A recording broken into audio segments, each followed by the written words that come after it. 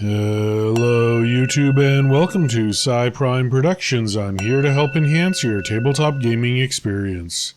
If you're new to this channel, I primarily cover Paizo tabletop role-playing games like Pathfinder and Starfinder.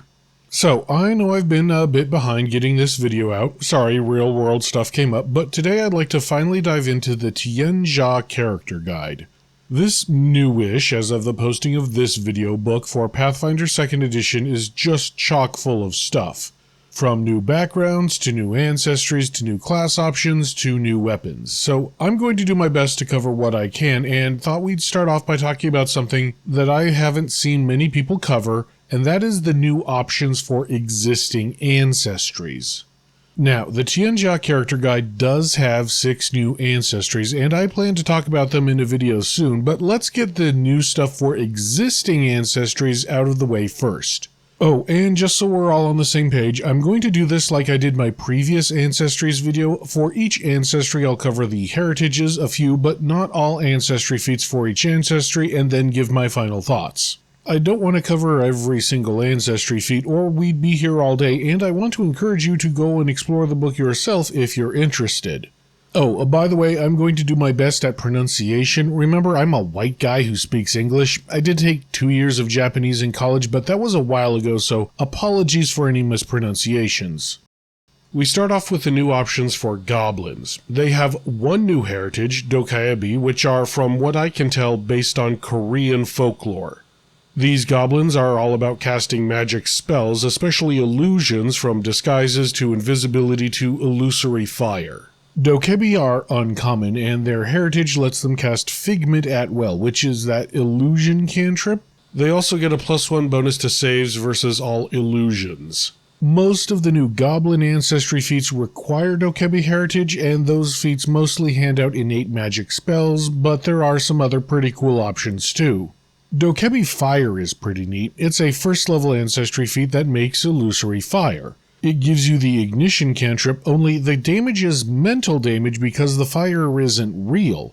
Despite dealing mental damage, it explicitly still works with the goblin feat Burn It because it is, well, illusionary fire. I like this, and I'd like to see more ancestry feats that change up how cantrips work. Another interesting feat is Goblin Club, which lets you summon a club once a day for a minute that you can actually hand off to others. It's a +1 striking ghost touch club. It's kinda weak because you get this feat at level 9 and the club only upgrades at level 13 to a maximum of a +2 greater striking ghost touch club. It never gets up to the highest level of magic weapon. On the other hand, if you ever find yourself at a fancy dinner party or in prison or in some other situation where you don't have your normal weapons, this could be real clutch. Lastly, there are a series of 2 feats that let you, once a day, summon a Gamtu, which is a type of hat, I think, that you can wear and make yourself invisible. Once the invisibility ends, the hat disappears. The cool thing is, though, that you can hand the hat off to your friend so that they can activate it later to make themselves invisible when need be. Pretty slick. The level 17 feat upgrades it so the hat can cast rank 6 invisibility, making it work like the rank 4 version of invisibility, but the spell is harder to counteract. I like the Dokkaebi. I'm a little disappointed that it is an uncommon heritage and almost all of the feats require Dokkaebi heritage to work, but otherwise pretty solid. It would have been nice if the Goblin Club feat got up to like a +3 superior striking club at like level 20 or something, but other than that, pretty cool. Gnomes get a single new uncommon heritage called Kijimuna. Kijimuna are based off of childlike wood spirits that are said to hail from Okinawa, an island off the coast of Japan. They have a strong connection to trees and the sea, being from a rainforested island and all. Their heritage lets the player make one of 2 choices. Either you are a climber, getting the combat climber feat as well as turning successes into critical successes for climbing, or you can gain a swim speed of 15 feet. Most of the new gnome feats are Kijimuna related, though there are some fun ones. Fish Eye says that if you eat the left eye of a fish, you gain the breath control feat for an hour. Breath control lets you hold your breath for a whopping 25 times longer than normal, and it also gives you a +1 to saves versus inhaled poisons. And it turns those successful saves into critical successes. Also, the Kijimuna specifically get to apply that bonus to things with the olfactory tag as well, like the skunk bomb. It's a little niche, but nice. My new favorite gnome feat is briny beverage though. First of all, it just lets you drink salt water as if it were fresh water. Secondly, once per day when you do drink salt water, you gain wave sense as an imprecise sense, effectively giving you sonar. This would be super useful in a high seas pirate game as freshwater is usually hard to come by. After all, not every spellcaster is going to have access to the spells Cleanse Cuisine or Draw Moisture. Also, the 9th level ancestry feat Crimson Strands lets you make rope out of your own hair, and once per day you can use that hair to cast web at rank 4, which is not bad at all. Again, great for a high seas campaign where your ship may need a lot of rope. I'm excited for the Kijimuna. I've always had a soft spot for gnomes, and there are some fun options here. I'd love to play one of these guys in a high seas or pirate game. There's a lot of fun utility here, if not a lot of sheer combat potential. Moving on to kobolds, we have two heritages, the uncommon Heaven Scribe and the uncommon Mighty Fall. Heaven Scribes seek to provide an outlet for players who want to have that innate kobold connection to dragons again. If you recall, the remaster project reimagined kobolds as magically morphic, able to take in power from surrounding magics instead of being like innately draconic. Anyway, Heaven Scribe kobolds have some innate connection to heavenly imperial dragons. They start play speaking draconic, and when they critically fail certain diplomacy checks, they only regular fail them instead. Mighty Fall are small but powerful kobolds. They start off with 10 HP instead of 6, and their attribute adjustments are shaken up. They get a boost to strength and charisma and a flaw to intelligence. They should also probably get another free boost like almost every other ancestry in the game, but it technically doesn't say that. There are some fun new ancestry feats here, and hey, not all of them require you to be one of the new heritages. Koi Secrets lets you speak with fish, kind of like how some gnomes can speak with animals. Also, certain fish like koi, carp, and goldfish like you and typically start off as friendly towards you. Kaiju Footfalls lets Mighty Fall kobolds cast Enlarge on themselves up to twice a day, and if they do some sort of jump and land next to an enemy when enlarged, they can knock them prone, which seems great for a lot of classes. I like the Heaven Scribe kobolds, and there's some good stuff here, and making it so you can't critically fail certain diplomacy checks is very nice if you are in a diplomacy-heavy campaign. I think the Mighty Fall heritage is a bit weak though. I mean, the heritage only gives you 4 extra HP and changes up the attribute adjustments. I feel like they could have had one more thing in there to bring them up to snuff, like maybe training in the athletics skill or a free skill feat. And like I said, rules as written, it only gives you 2 boosts and a flaw instead of 2 boosts, a free boost, and a flaw. Coming up next, there are 2 new Lushie heritages, both uncommon, and I really like them both for flavor alone. The Chrysanthemum Lushie and the Peach Child Lushie are both Lushies that are childlike. They look like human children for the most part, so if you ever wanted to play a Lushie for the mechanics but don't want to be like a dandelion person, then these are the heritages for you. Chrysanthemum Lushies seem to be based on an amalgam of Chinese fables. These Lushies get a bonus to saves versus poison, and once per day they can brew a tea that works like an antidote which becomes more powerful as they level up. As a guy who had a character die to poison after the fight was over because I couldn't stop the ongoing poison damage, I really appreciate this.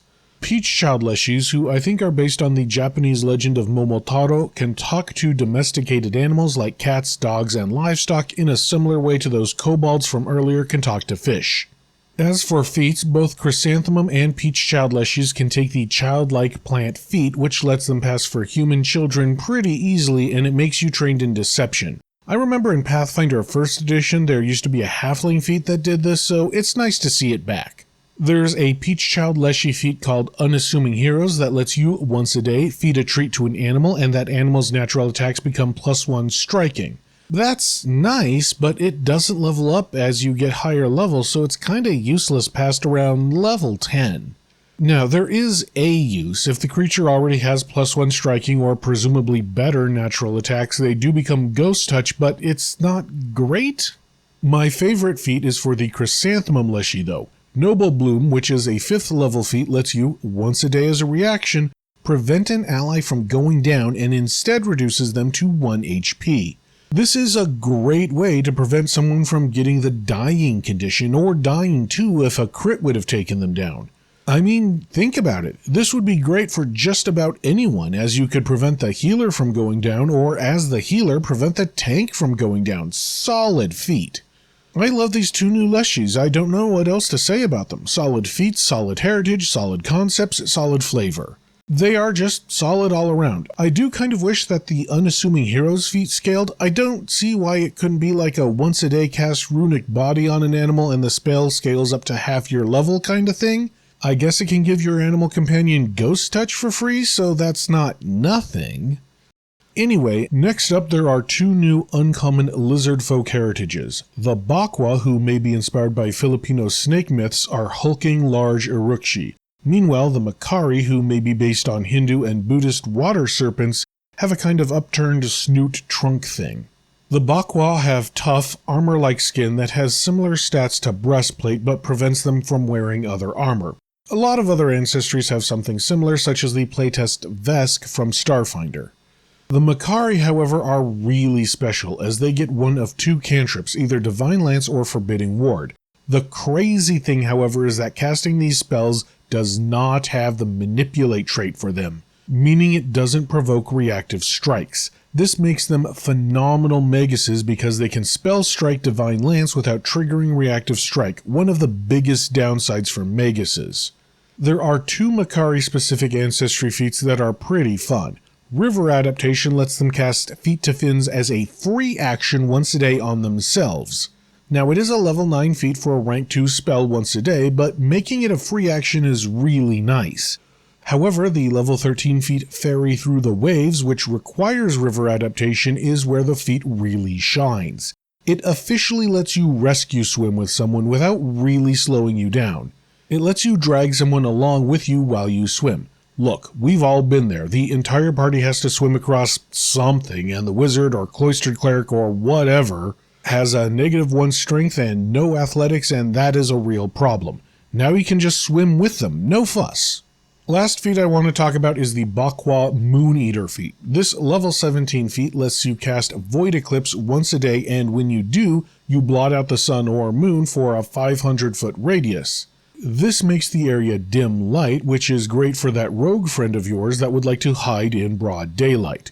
The dim light only lasts a round, but it's still a pretty flavorful and fun feat. This may be based around the real-world Filipino myth about lizards being able to eat the moon. I really quite like the new lizard folk stuff. I'm always a fan of feats that give you good unarmored defense, or at least the appearance of unarmored defense like the Bakwa get. And I've already talked about how phenomenal it is that the Makari can cast Divine Lance without the Manipulate trait, making them an excellent Magus. I don't really have too much else to say about them, they're both really good. On to Sprites, and there are a bunch of new Sprite heritages. Well, 4, but that's the most new heritage for a single existing ancestry in the book. This weird faceless thing is the Dejong, a sprite that is faceless but can still see, eat, and breathe, quote, though it's unclear exactly how. They seem to be based on Chinese mythology. They have a crazy ability where if they roll a failure, but not a critical failure, on an emotion save, they get a success instead. Please note it says roll a failure, so I think it means die roll, so you can't chain this with like resolve to turn a failure into a success into a critical success. Gandhava are from real-world Hindu mythology, and in that mythology they are musicians to the divine. Their abilities are kinda crazy. First of all of their ancestry or heritage spells count as divine. That means you could grab the feat Fey cantrips and your Figment spell would be divine, not arcane or occult. Kinda crazy. Also, you are trained in performance and get the Summon Instrument cantrip for free. Kachil are sprites that start off trained in deception and get bonuses to lie to escape danger or punishment. This is fitting considering that they are depicted as tricksters from Indonesian and Malaysian folklore as far as I can tell. They have mouse heads and deer hindquarters. Loongili are goldfish-headed sprites that take their inspiration from the Sudanese fairy tale about a magical goldfish of the same name. They have a swim speed of 10 feet but are also amphibious, meaning that they can breathe underwater or in air. A few sprite feats of note. Charmed Sleep lets you turn into a small inanimate object when you sleep, allowing you to be easily hidden away or carried around. Speak with a Sleeping allows you to talk with inanimate objects to ask them questions, though each question takes a minute to respond, so it's not exactly fast. Also, objects can only answer questions of their nature, so you can ask a pair of shoes who their owner is or maybe where they went, but not much about what they did with their hands. I don't really know what to say about sprites. There's a lot of interesting new heritages. I'm most curious about the Gandava, as I don't know what kind of ramifications having divine cantrips not from the divine list might have. People in the comments, let me know if you think of anything interesting to do with that. Also, the Diajang turning all failures into successes with emotion spells has the potential to be crazy good depending on the campaign. Next on the docket, Poppets got one new heritage, Tsukumogomi. They are based on the Japanese myth that when an object is old enough, it awakens to have sentience, kind of like an awakened animal, only it's an awakened inanimate object. When you make a Tsukumogomi, you choose a form, like this umbrella guy here. You get a lore skill related to your form, so like Umbrella Guy might get Weather lore. You also get a bonus to aid another with that skill lore. Also, the typical Poppet weakness of Fire may get traded out for another weakness depending on what your Poppet is made out of. There are a few new Poppet feats for them. Many of these feats are based on scaring folks. This is probably because Tsukumogomi, while not always malicious, are often involved in scary stories. I remember the first time I saw them was in Mario Land 2 in the spooky scary area. I remember asking myself why the umbrellas had eyes, but now I know. Tsukumogomi are fun, especially if you want to make an oddball character like a living sword or something. There's a lot of fun characters that you could make with this ancestry. Plus, now that we have rules for non-flammable poppets, a GM might be able to house rule it to work for other poppet heritages, like if you want your Tin Wizard or something. The penultimate ancestry is Kitsune, the ancestry based on Japanese folklore about multi-tailed, shape-shifting foxes. They have a single new heritage, Palace Echoes, which plays into the idea of a Kitsune being a master social manipulator. They can, as a single action, gain access to both the Shameless Request and Confabulator skill feats in certain situations, but if they critically fail their target and anyone who sees them critically fail is immune to that effect for a day. They have a few fun new Kitsune feats. Vulpine Scamper is a great 5th level feat. It lets you do a bunch of stuff. If you can turn into a fox from your Kitsune heritage, then you can use your own speed instead of the fox's speed. You can use your own athletics check for some jumps, and if you stride, you can gain a climb speed of 20 for the next action. Pretty great for infiltration kind of stuff. While I have always liked Kitsune, I don't know about the new heritages and feats. Don't get me wrong, they're fine, they just don't spark inspiration for me personally, but let me know what you think. I'm sure there's something fun you could do with them. Lastly, we have the Nagaji, the snake people inspired by real-world religious beliefs such as Hinduism, Buddhism, and Sikhism, just to name a few. They have one new heritage, Shimmer Tongue, which lets them smell magic. Pretty cool. You can't use this sense to pinpoint locations, but different types of magic smell different to you. There are a few new interesting ancestry feats. It takes a village, makes you better at the aid another action, just like the human feat Cooperative Nature. Throat Pocket lets you store stuff in your mouth, kind of like the Rat Folk Cheek Pouches feat. There's also a Dark Vision ancestry feat, lots of stuff we've seen before. There are also some more unique ancestry feats like Metabolic Control. That one lets you go longer before starving. Again, not too much to say about the Nagaji stuff. A lot of it seems to be taken from other ancestry feats, and I'm fine with that. A lot of it makes sense.